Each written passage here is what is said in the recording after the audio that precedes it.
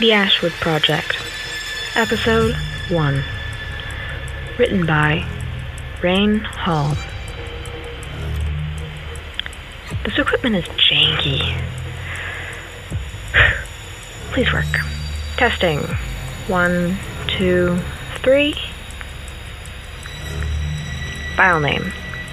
Don't look in the trees. I wasn't meant to be there, in the parking lot that night, crying my eyes out, trying to eradicate that image from my mind. No, I was meant to be with my boyfriend. No, ex-boyfriend now. All I had wanted to do was surprise him at the bar where he works. It was meant to be a happy surprise, since I'd been let off work early. Instead, I was met with the surprise. I'd walked in to see him still in his bartender uniform, making out with some tramp with a very fitting lower back tattoo. They were all over each other in one of the booths at the back. I could still see it when I closed my eyes.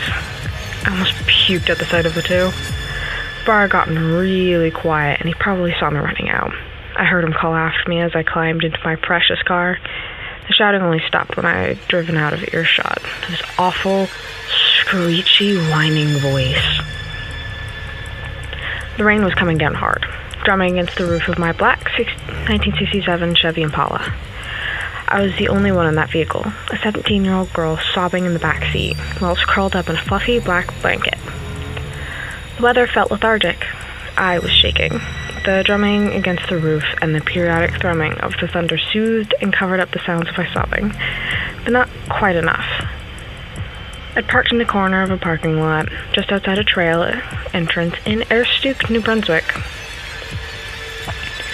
I'd been parked there a while. It was still light out when I got there, but now the sun was just starting to set behind the trees. A little after 5:30 p.m. was the last time I'd looked at the watch hanging from the rearview mirror. I was in a rough state when I had parked, conscious that my parking job was probably crooked, but I didn't care at the time. I just needed to be alone to process what I had seen at that bar. My car would have been almost invisible in the darkness the pine tree's canopy created, just an ambiguous shape like a shadow hiding in the night, illuminated by the moon and stars, just enough to be visible, but still too obscured to make out what it was. The water that covered the roof reflected the night sky in tiny dots. Surrounded by nothing but the emptiness of the parking lot, the sharp sound of a twig snapping made me stop sobbing and freeze. Staying mostly covered under the blanket, I peeked up just enough to look through the windows. My tears were still silently falling down my cheeks, staining them as I fell. I frantically moved to check and make sure all the doors were locked. I couldn't see anyone or anything. I covered myself to hide completely under the blanket, trying to blend in with the seat. The snapping got closer and closer until it just stopped.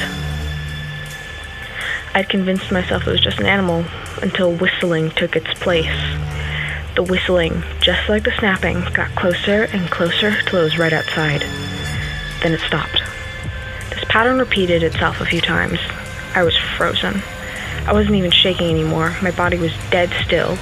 I couldn't bring myself to move, not even to check outside again. It stopped for the third time, and I started counting the seconds. 10, 25, 37, 56, 72, 102, 126, 159.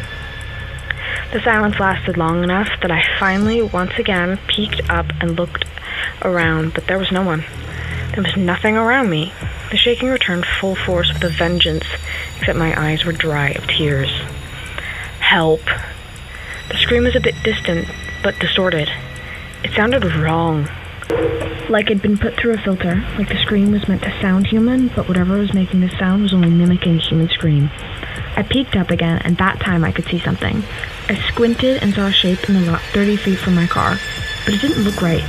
The angles were off. There was a strange bend to its legs, like they're meant to bend backwards, and the anatomy was wrong, like when you put a photo into Photoshop and stretch the image upwards without evening out the width. And it was tall, about 7 feet if I had to take a guess from the distance I was looking at it from. My eyes went wide as it hit me what was lurking 30 feet from my car. My limbs moved in a jumbled mess as I scrambled frantically to get into the front seat as fast as I could. I barely managed to get my keys into the ignition without breaking them in half.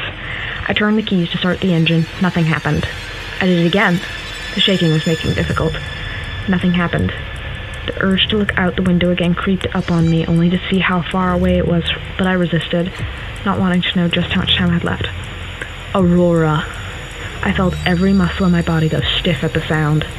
That's my name. It sounded distorted, but it also sounded like my mother, who was half a province away. Help. Another distorted scream, but that time it sounded further away. My shaking had turned violent and my breathing was labored. I started crying again, but for a distinctly different reason. I tried once more, pleading under my breath for it to work. The engine roared to life. I pulled out, tires screeching as I teared out of that parking lot. I could hear the same screeching sound, but it sounded even more unnatural. I could hear my mother's voice in my head repeating the same stories and warnings over and over again about not going near the woods once the sun had fallen. I mumbled to myself as I drove along the deserted highway, back home to my younger sister. Don't look into the trees.